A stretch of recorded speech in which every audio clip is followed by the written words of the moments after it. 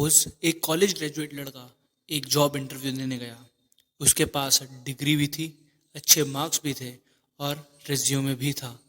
इसने इंटरव्यू में पूछे जाने वाले हर सवाल का भी जवाब दिया और उसे लगा कि उसने इंटरव्यू क्रैक कर लिया।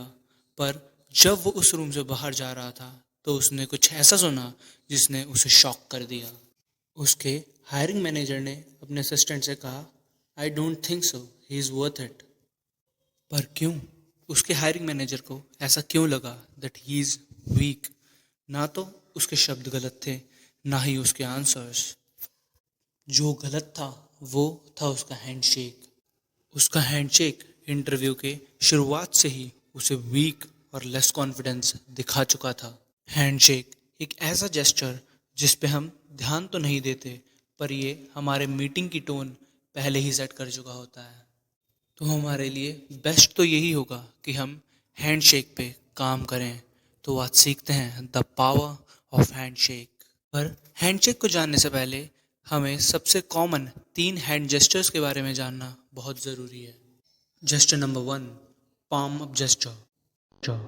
सपोज आप अपनी गाड़ी से कहीं पर जा रहे हैं और रेड सिग्नल पर आप अपनी गाड़ी रोकते हैं। वहाँ पर एक बैगर आपसे पैसे मांगने के लिए खिड़की पर टैप करता है। तो वो अपने पाम ऊपर की तरफ रखेगा या नीचे की तरफ?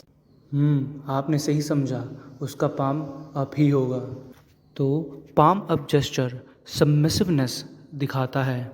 जनरली ये जेस्चर हम ऐसे लोगों के सामने करते हैं जो हमसे पावर या स्टेटस में ऊपर हों। पर हम ये जेस्चर तब भी कर सकते हैं जब हमें दूसरे को कंट्रोल या अथॉरिटी फील करवानी हो। जैसे एक लड़का जब अपनी गर्लफ्रेंड या वाइफ को मनाने की कोशिश करेगा तो वो पाम अप जेस्चर इस्तेमाल कर सकता है, जिससे उसकी वाइफ या गर्लफ्रेंड को लगेगा कि दे आर इन कंट्रोल, जिससे हो सकता है कि उनका पार्टनर थोड़ा जल्दी मान जाए। ये जेस्चर केवल सबमिशन नहीं दिखाता, ये रिलायबिलिटी और सेफ्टी को भी दिखाता है। पर हम ये जेस्चर ऐसे टाइम पे तो नहीं करना चाहेंगे जब हमें अथॉरिटी और पावर दिखानी हो। और इसी जगह पर आता है हमारा दूसरा gesture, gesture number 2, palm down gesture. Palm up gesture जहाँ पर सबमिसिवनेस दिखाता था, वहीं पर पाम डाउन जेस्चर अथॉरिटी और पावर को दिखाएगा। ज़्यादातर पावरफुल लोग अपने पाम की पोजीशन से ही बता देते हैं कि who is in control. Adolf Hitler कोई भी स्पीच देते हुए अपने पाम डाउन जेस्चर का इस्तेमाल ज़रूर करता था। अगर हिटलर पाम अप जेस्चर का इस्तेमाल करता तो शायद कोई उसे सीरियस भी नहीं लेता और लोग उसकी बात मानने की जगह उस पर हंसते। बेस्ट तो यही रहेगा कि आप दोनों जेस्चर को सही समय पर इस्तेमाल करें, क्योंकि एक जेस्चर आपको पावरफुल दिखा सकता है और दूसरा जेस्चर सेफ और ट्रस्टफुल। अब एक ऐसा जेस्चर जो हमें कंप्लीटली अवॉइड करने की कोशिश करनी चाहिए। Gesture number 3, palm closed, finger pointed. सोचिए कि आप एक ऐसे इंसान के पास बात करने जा रहे हैं जिससे आप पहले कभी मिले भी ना हों और वो बार बार आपकी तरफ उंगली करके बात कर रहा है। क्या आप उसके साथ सेफ फील करेंगे? क्या आप उससे दोस्ती करना चाहेंगे? दोस्ती तो छोड़िए, आप उससे दोबारा मिलना भी पसंद नहीं करेंगे। ये एक ऐसा जेस्चर है जो हम ना ही करें तो ही बढ़िया है। ये जेस्चर ना तो हमें पावरफुल दिखाता है और ना ही ट्रस्टवर्दी। ये जेस्चर करने से हमारी इमेज एक ओवर अग्रेसिव इंसान की बन जाती है। अगर आप एक नेचुरल फिंगर पॉइंटर हैं तो आप ही आदत जल्द से जल्द छोड़ने की कोशिश करें। आप फिंगर पॉइंटर की जगह अपनी फिंगर और थंब को स्लाइटली प्रेस करके बात करने की आदत डाल सकते हैं। ये देखा गया है, जो लोग फिंगर टच जेस्चर यूज़ करते हैं उनके लिसनर्स उन्हें थॉटफुल, गोल ओरिएंटेड और फोकस्ड मानते हैं। ये जेस्चर बिल क्लिंटन जैसे बड़े बड़े पॉलिटिशियन भी यूज़ करते थे और ये जेस्चर सौरभ गांधी भी अपनी वीडियो में यूज़ करते हैं। अब हम हाथों के सबसे कॉमन जेस्चर के बारे में तो जान ही चुके हैं, तो अब हम हैंडशेक के बारे में जानते हैं। हैंडशेक जनरली 3 पार्ट में डिवाइड होते हैं: डोमिनेंस हैंडशेक, सबमिशन हैंडशेक और इक्वालिटी हैंडशेक। चलिए एक एक को डिटेल में जानते हैं। Number 1, dominance handshake. इस हैंडशेक में जो इनिशिएट करता है हैंडशेक, वो एक डोमिनेंट पोजीशन इटेब्लिश कर लेता है। जैसे कि हमें पता है कि डोमिनेंट या अथॉरिटी हम पाम डाउन जेस्चर की मदद से अचीव कर सकते हैं। तो इस हैंडशेक में भी हम यही करते हैं, जिससे हमारा हाथ ऊपर रहता है और सामने वाले का नीचे। Now second, submission handshake. इस हैंडशेक को हमें अवॉइड करने की कोशिश करनी चाहिए। ये हैंडशेक करते हुए हम ये इंडिकेट करते हैं कि we are weaker than you, या हम आपसे पावर में कम हैं। अगर हम पहले वाला एग्जाम्पल लें तो उसमें हमने इनिशिएट करा था एक डोमिनेंस हैंडशेक, पर जो दूसरा इंसान कर रहा था वो था एक सबमिशन हैंडशेक, जिसमें उसका हाथ हमारे हाथ के नीचे था। हम अब सबमिशन हैंडशेक तो नहीं करना चाहेंगे, पर हर जगह डोमिनेंस हैंडशेक भी यूज़ नहीं कर सकते, क्योंकि अगर हम अपने बॉस या अपने पार्टनर के से भी डोमिनेंस हैंडशेक करते हैं तो हम शायद उन्हें ऑफेंड भी कर सकते हैं। तो हम क्या करें?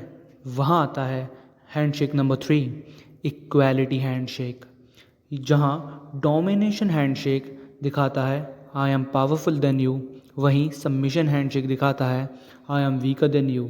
इन दोनों ही हैंडशेक करते हुए आप दोनों एक दूसरे से ओपन और कंफर्टेबल नहीं हो पाएंगे।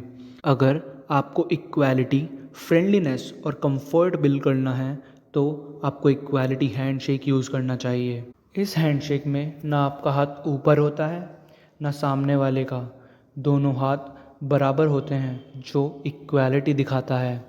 आपको किस सिचुएशन में कौन सा हैंडशेक यूज़ करना है ये तो आप पर डिपेंड करता है, पर इक्वालिटी हैंडशेक सबसे ज़्यादा प्रेफर होता है। पर आपने बहुत से लोगों को डबल हैंडर हैंडशेक भी करते हुए देखा होगा, जिसमें हम एक हाथ की जगह दोनों हाथों से हैंडशेक करते हैं।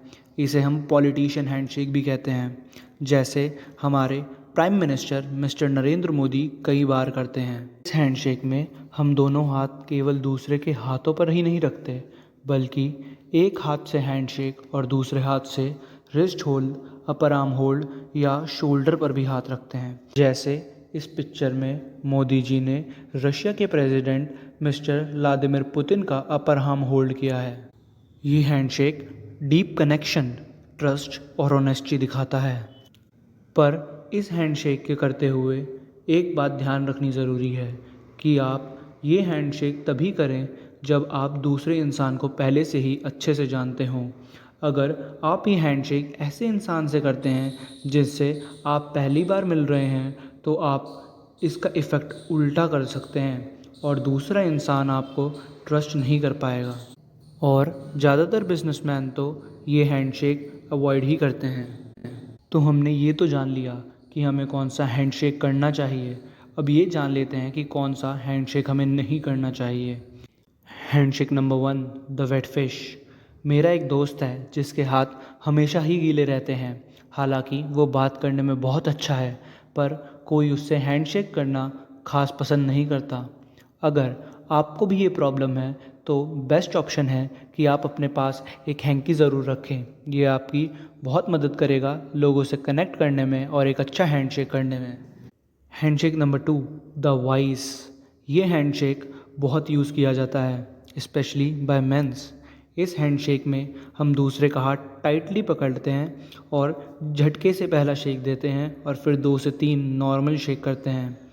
लोग सोचते हैं कि ये हैंडशेक पावर दिखाता है, पर असल में ये आपको वीक दिखाता है। Number 3, the bone crusher. This is the worst from all. ये हैंडशेक वाइस का बड़ा भाई जैसा है। बस इस हैंडशेक में हम दूसरे का हाथ इतने कसकर पकड़ते हैं जैसे हम उसकी हड्डी तोड़ना चाहते हों। ये हैंडशेक कोई भी अच्छा इंप्रेशन नहीं छोड़ता, बल्कि ये दूसरे को रोकता है आपसे हैंडशेक करने में या इवन बात भी करने में। बेस्ट तो यही रहेगा कि आप ये हैंडशेक ना ही करें। Number 4, the finger tip grab. इस हैंडशेक में हम हाथ पकड़ने की जगह दूसरे की फिंगर को पकड़ लेते हैं। जनरली ये मेल फीमेल हैंडशेक में होता है। ये हैंडशेक आपको लेस कॉन्फिडेंस और अनरिलायबल दिखाता है। Number 5, the stiff arm thrust. आप ऐसे कुछ लोग को तो ज़रूर जानते होंगे जो बहुत दूर से ही हैंडशेक कर लेते हैं, और इसी हैंडशेक को हम the stiff arm thrust handshake कहते हैं। ये हैंडशेक भी लेस कॉन्फिडेंस दिखाता है और ये भी दिखाता है कि आप अपने आप को लेकर ही अनश्योर हों। Number 6, the socket rancher. ये हैंडशेक कई लोग करते हैं। इस हैंडशेक में हम दूसरे का हाथ टाइट पकड़ के उसे अपनी तरफ खींच लेते हैं। हालांकि ये हैंडशेक पावर दिखाने के लिए यूज़ किया जाता है, लेकिन ये पावर या अथॉरिटी की जगह अग्रेशन दिखा देता है। मुझे उम्मीद है कि आप सबने गेस कर ही लिया होगा कि ये कौन करता है। जिन्होंने नहीं किया तो वो हैं American president mister Donald Trump, सबसे फेमस पॉलिटिशियन जो ये हैंडशेक यूज़ करते हैं। Number 7, the pump handle. इस हैंडशेक में हम दूसरे का हाथ पकड़कर उसके हाथ को या तो बहुत ज़्यादा शेक करते हैं या फिर बहुत तेज़, बिल्कुल ऐसे ही जैसे कोई नलके से पानी निकाल रहा हो। Now number 8, the hand hold.